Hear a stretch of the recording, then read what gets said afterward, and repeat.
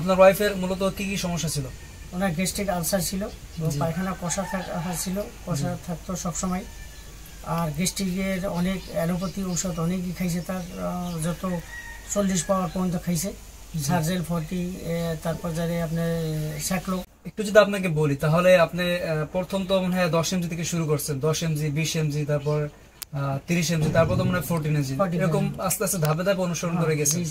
তো এই যে অনুসরণ করে গেলেন, তো কোনো রেজাল্ট পাচ্ছেন?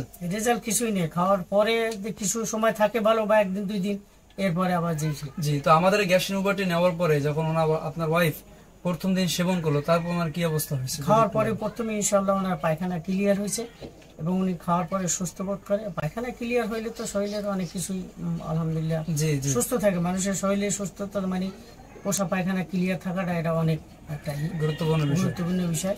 তারপর উনি এটা খাওয়ার পর থেকে আলহামদুলিল্লাহ এখন ভালো হচ্ছে। আমাদের কাছ থেকে কয়টি ফাইল নিয়েছেন? 2টি ফাইল।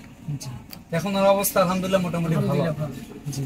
তো আসলে আপনার ওয়াইফের মতো যারা দীর্ঘদিন যাবত গ্যাস্ট্রিকে আলসার হয়ে গেছে বা গ্যাস্ট্রিক জনিত সমস্যা কষ্ট পাচ্ছে, তাদের উদ্দেশ্যে আপনি কি বলবেন?